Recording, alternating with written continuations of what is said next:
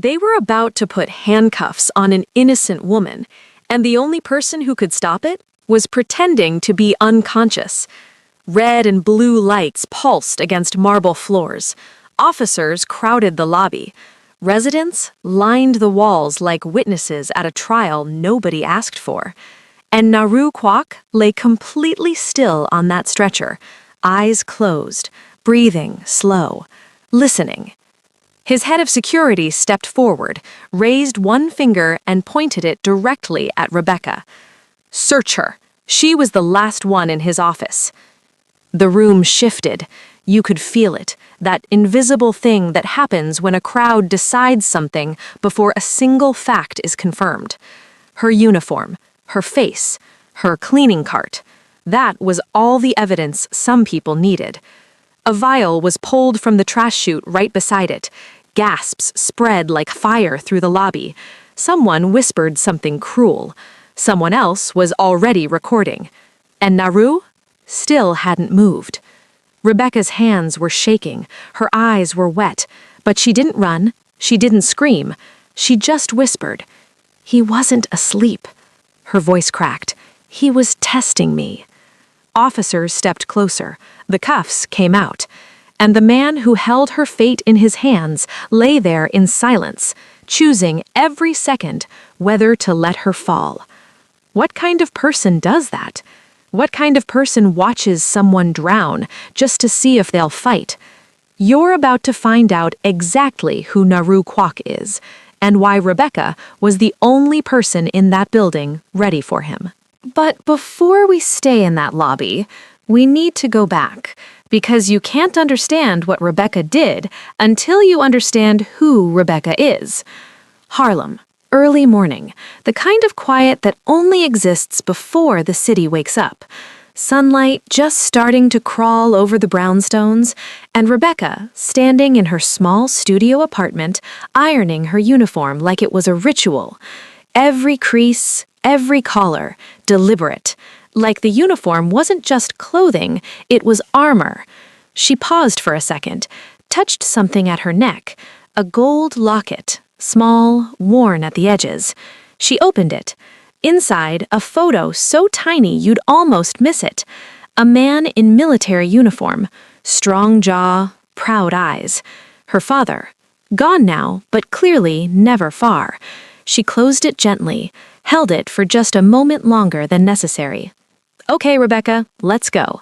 Then her phone buzzed. Voicemail. Her younger brother, calling from Houston.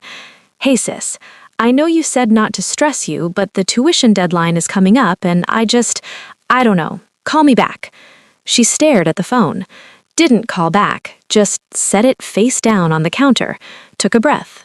And that's when your eyes would catch it, sitting right there on her kitchen counter, between her keys and her lip balm, a small pharmacy bottle, label facing up. Antidote for emergency exposure. Now, hold on. Why does a maid carry antidote medication to work? She didn't hesitate, didn't explain it to herself, just tucked it into her purse, quiet, practiced, like it was as normal as chapstick. Honey, that is not normal. She grabbed her notebook next. Korean phrases, written by hand, pages and pages of them. She flipped to the very last page, one sentence, underlined twice. "Trust is earned when no one is watching." She stared at it, then closed the notebook. Before she left, she stood at her window, looked across the street at Naru's building, that tower of glass and power and wealth. Just watched it, like she was preparing for something nobody else could see coming. Stay with me. Every single detail in this story matters. Now, while Rebecca was memorizing Korean phrases in Harlem, the man she was about to face was sitting 40 floors up in the dark, studying her. Naru Kwok's office. Wood panels, dim lighting, the kind of silence that feels expensive. And behind his chair, an open safe. Stacks of Korean won bundled tight, multiple passports, different names, different countries. And sitting right there between them, a pistol. Just resting there, casual, like a pen holder. This man was not a regular employer. Let's just establish that right now. He wasn't reading emails, he wasn't taking calls, he was staring at a file on his desk. Thick, worn at the edges, stamped across the front in red ink. Internal betrayal, soul division. He didn't open it. He didn't need to. He already knew every page by heart. Because 2 years ago, the person who tried to poison Naru Kwok wasn't an enemy. It was someone he trusted. A lieutenant. Someone he'd eaten with, traveled with, protected. The poison was in his tea. He caught it just in time, barely. Spent 3 days in a private medical facility in Seoul. No hospital report, no police. Because in Naru's world, weakness is information, and information gets people killed. He survived, but something else didn't. His ability to trust anyone, ever again. Not a single soul, he told himself from that hospital bed, and he meant it. So now, he watched everyone. He reached over, pulled up the security footage on his monitor, started scrolling, past the usual, deliveries, residents, staff. Then he paused. Rebecca. Footage from 3 days ago, lobby level. She's pushing her cleaning cart, and an elderly man drops his groceries near the elevator.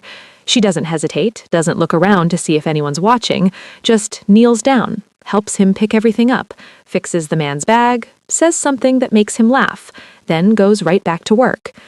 Naru leaned back slowly, watched it again. Then he said it, quietly, almost to himself.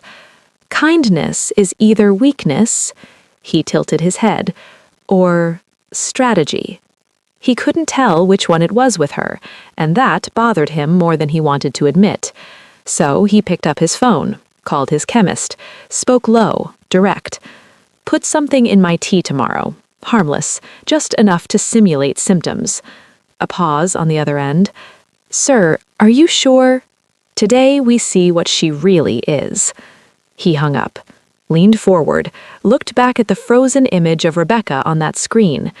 This man was about to fake being poisoned in a building full of people with his own safe wide open behind him just to test one woman's character. Sir, that is unhinged behavior, but okay, because here's the terrifying part. He'd done riskier things for less. The next part is where everything goes wrong, fast, and it all starts with a smell Rebecca was never supposed to notice. The next morning came fast. Rebecca arrived at work like always. Uniform pressed, locket on, notebook in her bag. She had no idea what was already in motion. She was working the elevator corridor outside Naru's office, mopping, quiet, minding every inch of her business. Then the doors opened, and Naru stepped out. Something was off. She noticed it immediately, the way he was walking. Too slow, one hand trailing the wall like he needed it. His forehead damp. She slowed her mop. That's sweat. That's a lot of sweat. His hands. She clocked his hands next. Trembling. Not dramatically, not like a movie, just this subtle, unsettling shake that you'd only notice if you were paying attention. Rebecca was always paying attention. And then she smelled it. Faint, almost nothing, but it was there. Almonds. Sweet. Bitter. Wrong. Her body reacted before her brain finished the sentence. She dropped the mop. It clattered against the floor, and she was already moving. Mr. Kwok! She grabbed his shoulders, steadied him. Now, here's where everything falls apart, because at that exact moment, 2 security guards turned the corner, and what did they see? They saw the maid grabbing their boss. They didn't see the trembling, didn't smell the almonds, didn't catch the way his knees were already giving. They just saw her hands on him. Then Naru collapsed. Not slow, not graceful, just down. Rebecca caught him best she could, lowered him, knelt beside him on that corridor floor. She pressed 2 fingers to his neck. Pulse. There. Weak, but there. She leaned close, and in a voice so low it was barely sound, she whispered in Korean, 당신은 의식이 없는 애 아니잖아. "You're not unconscious." The corridor went absolutely still. And then, the tiniest thing, his eyelids flickered. Just once, just barely. But she felt it. She knew. Before she could do anything else, boots, rushing, shouting. Security stormed in from both ends. "Step away from him now." She stood up fast, hands raised. And that's when it happened.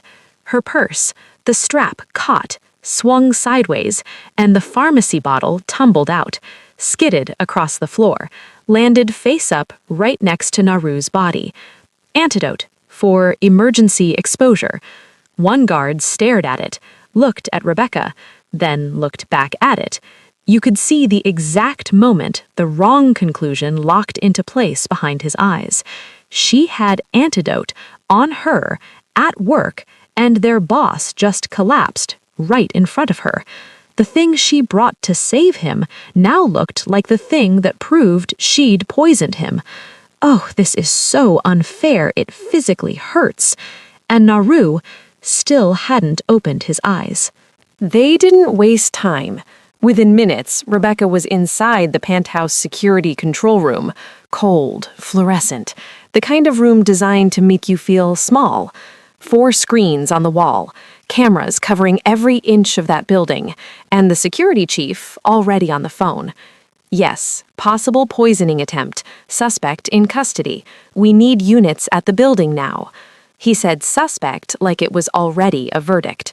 Rebecca stood there, hands at her sides, trying to keep her breathing steady. Stay calm, think. The chief hung up, turned to his guy at the monitor. "Pull the footage." They pulled it, rewound to the corridor, hit play, and Rebecca watched as they watched it. There she was, mopping, normal. Then they paused it. Right there, the exact frame where she drops the mop and moves toward Naru. "There," the chief said. She moves toward him. He collapses. Antidote found on her person. Rebecca's mouth opened. "That's not...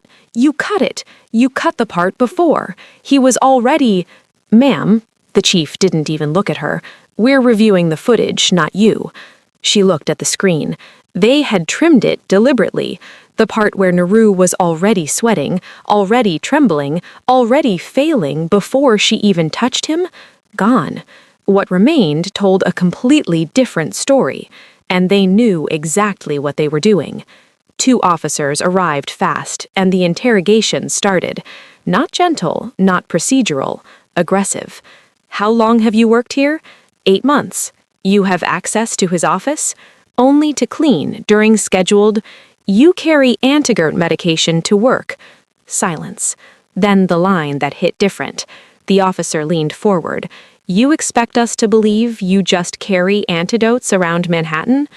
The room got heavier. Rebecca felt it. That specific weight, the kind that has nothing to do with evidence and everything to do with who you are, how you look, what uniform you're wearing. She'd felt it before. But this time she didn't look down. She looked directly at the camera in the corner of the room, and something clicked. He's watching. Not just the officers, not just the chief. Naru. He had cameras everywhere. He'd been studying her for weeks. This whole thing was still the test. Her voice came out shaking, but the words were steady. "If I wanted him dead," she swallowed, "I wouldn't have checked his pulse." Nobody responded. The chief just wrote something down. An officer exchanged a look with his partner. And somewhere, on a monitor nobody in that room could see, a man in a stretcher lay completely still, eyes closed, hearing every word, still not moving. This man really said, "Let me see how far this goes," and went all the way. They walked her through the lobby. Not quietly, not privately. Through the main lobby, during peak morning hours, in her uniform, with officers on both sides. And everybody saw. The marble floors, the high ceilings, the residents in their expensive coats holding their expensive coffee, all of them stopping, staring. Rebecca kept her eyes forward, but she could hear them. "I always said they needed stricter background checks in this building." She had access to his whole floor. You just never know. You just never know. She heard that one clearly.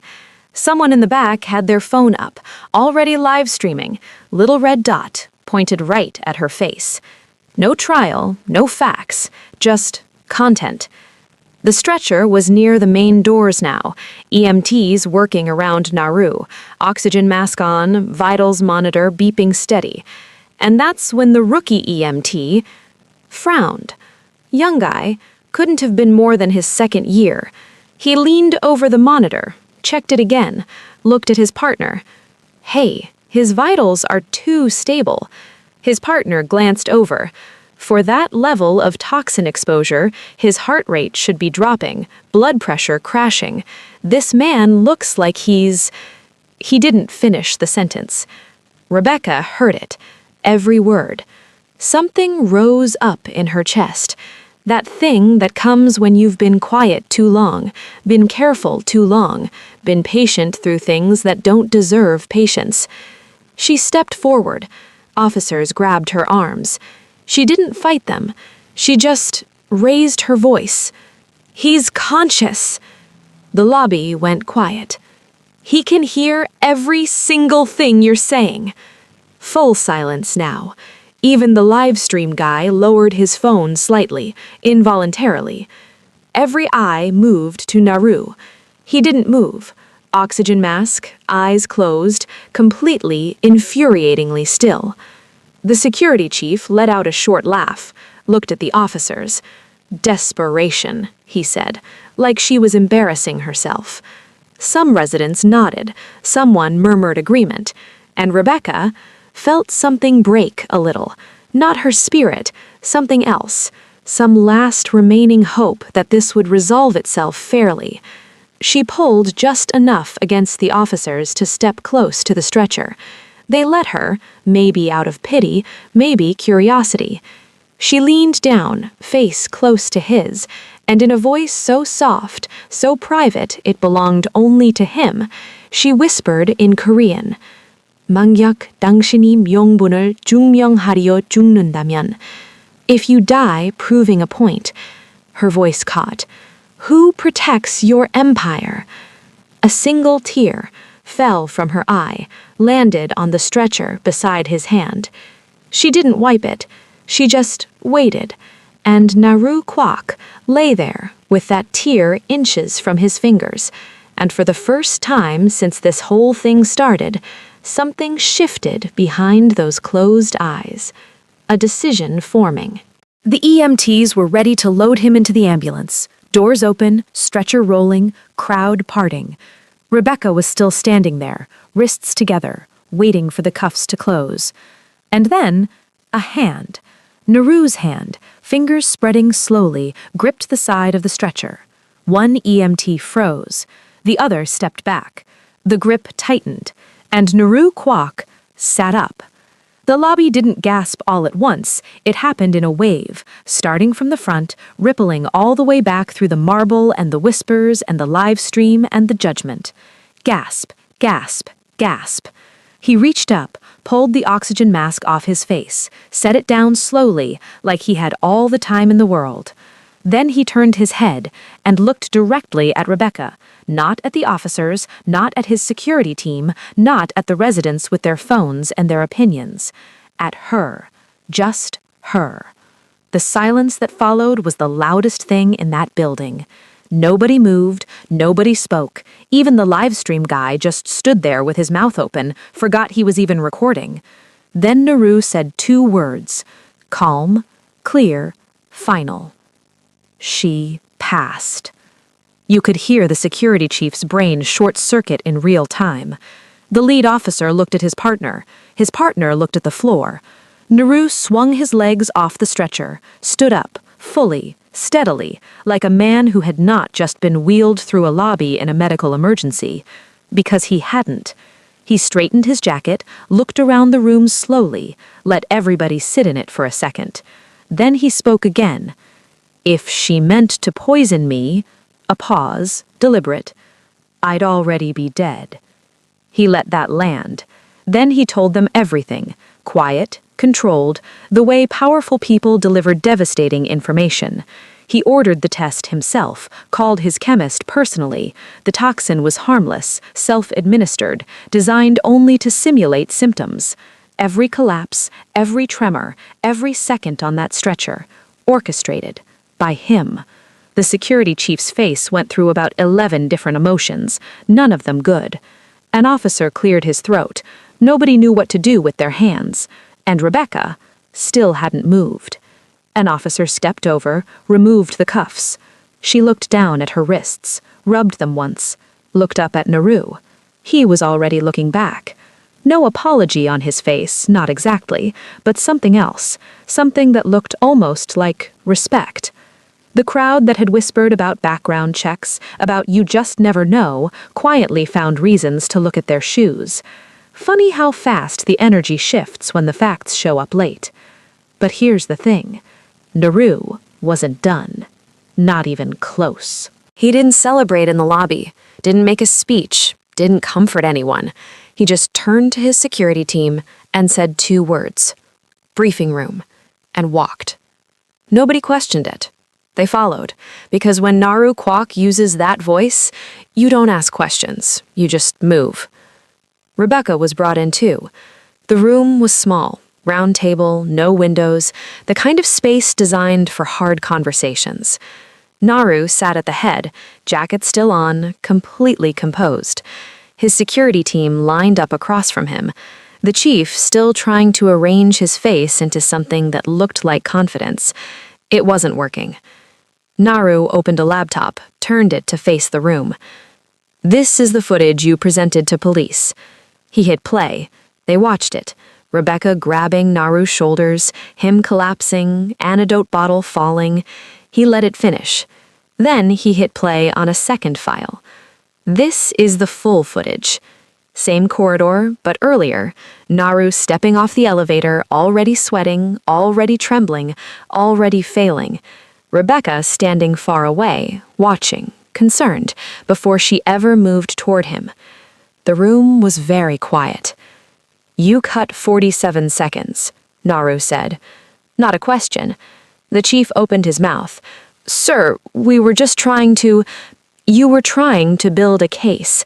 Naru's voice didn't rise, didn't need to. "Against someone you decided was guilty before you reviewed a single frame." Silence. He leaned forward slightly. "She smelled the toxin before any of your team noticed anything was wrong. She checked my pulse. She whispered in Korean, a language she taught herself, to make sure I was breathing." He looked at the chief directly. "And your response was to edit footage, call the police, and walk her through the main lobby in front of cameras." The chief said nothing. Smart, finally. "You're finished," Naru said, simply. "Clear your desk today." He turned to the officer beside him. "Legal will be in contact regarding the false arrest. If anyone in this room wants to test how serious I am, please, give me a reason." Nobody moved. Nobody breathed wrong. Then he turned to Rebecca, who had been standing straight this whole time, hands folded, quiet. He looked at her for a moment. "You saw through me," he said. Not accusatory, almost wondering, like he still couldn't fully explain it. Rebecca met his eyes.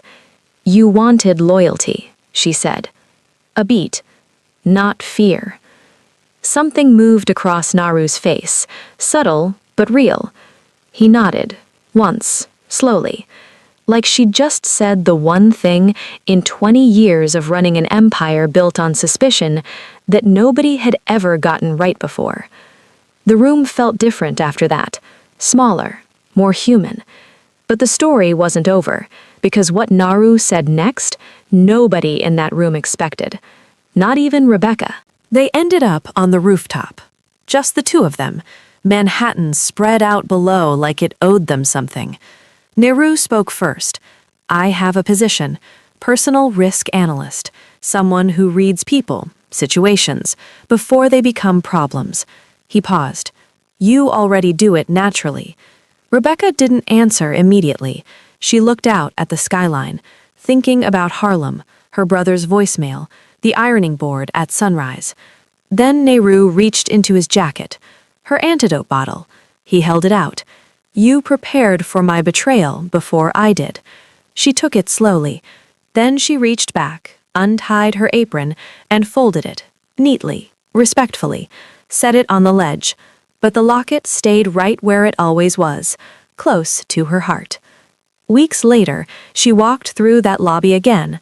Same marble, same building, same space where she stood in handcuffs while people filmed her face.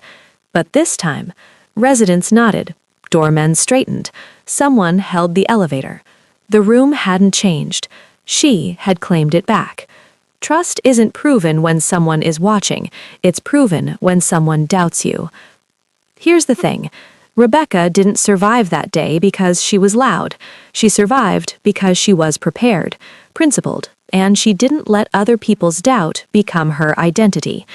Someone in your life is being judged right now before they get a chance to speak. Maybe that someone is you. If this story sat with you, don't let it sit quietly.